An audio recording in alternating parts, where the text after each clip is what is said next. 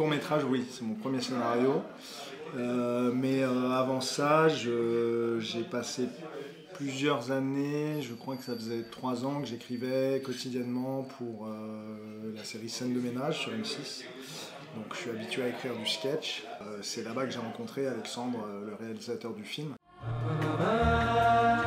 Donc on avait un plateau qui était exclusivement composé de gens qui travaillent pour Scène de ménage. Mais oui, on a tout de suite eu envie de travailler ensemble, on a échangé un peu nos références, on a tout de suite vu qu'il y avait beaucoup de choses en commun et ça a été un vrai plaisir de travailler avec Alex parce que il est jamais dans le jugement, il reçoit tout et il a un œil extérieur, par exemple sur l'écriture, où il va m'inciter à retravailler certains points pour ensuite que ce soit plus rythmé une fois que c'est filmé. Donc non, la collaboration était très très bien et on s'est revu encore il n'y a pas très longtemps et on a envie de faire un deuxième court-métrage et voir après d'aller plus loin. Alors, pourquoi pas. On a commencé à discuter comme ça et puis on était dans un bar et en fait ça nous a fait rire le côté un peu incongru.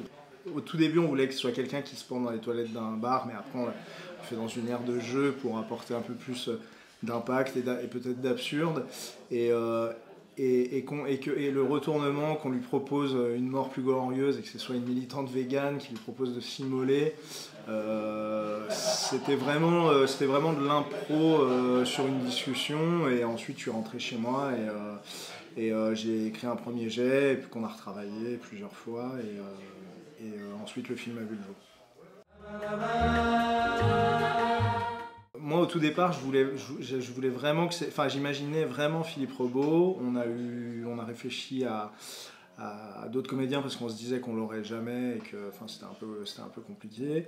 Et il y a un réalisateur qui travaille sur Scène de ménage de temps en temps qui s'appelle Xavier de Choudance, qui a réalisé plusieurs longs métrages, dont un qui s'appelle Damien veut changer le monde, qui nous a beaucoup aidé. Et en fait lui a lu le scénario et il a dit c'est marrant parce que j'imagine bien Philippe Rebaud pour ce rôle. Ouais carrément, mais faut qu'on l'appelle, et il dit j'ai son numéro. Philippe joue dans pas mal de courts-métrages, ça lui fait plaisir, il aime bien. Il fait don de sa personne sur 2 jours, comme ça. C'était quasiment du bénévolat. Et pareil, on a eu Charlie Bruno, elle a tout de suite accroché. Et voilà, on a trouvé un duo qui se complétait très très bien.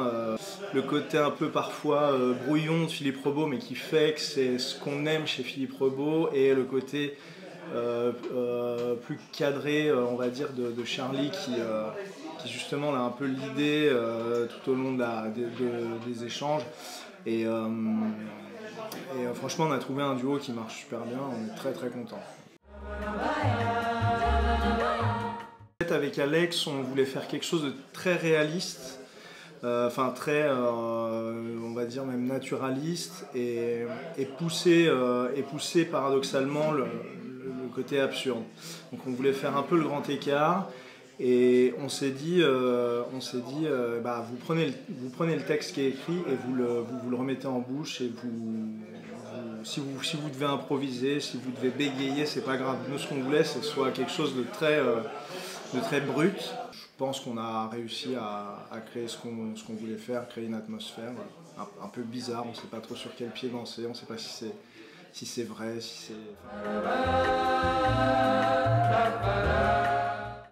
Ça, après, on rentre dans des questions philosophiques, mais justement, c'est pour ça qu'on n'a pas trop verrouillé le film, de sorte à ce que l'interprétation des gens travaille beaucoup aussi. On n'a pas voulu le fermer, on a voulu laisser pas mal de choses un peu en suspens pour que les gens, quand ils sortent de la séance, quand ils ont vu le film, ils aient chacun une interprétation différente, et ça nous éclatait bien aussi parce que on l'a déjà projeté quelques fois, et quand on a des retours, c'est jamais les mêmes interprétations, et justement ça on adore.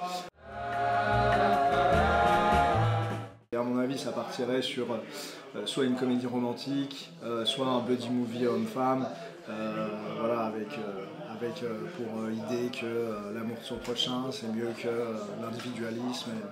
Et voilà, mais pour un court-métrage, justement, je trouve que c'est plus intéressant parce qu'on peut vraiment laisser les choses un peu en suspens, avec une fin qui n'est pas forcément... enfin, avec une fin qui est ouverte, et c'est vraiment la fin. On s'est dit quelle musique on met, parce que selon la musique qu'on mettait, ça disait pas la même chose, et bon, voilà, on est resté sur quelque chose de positif.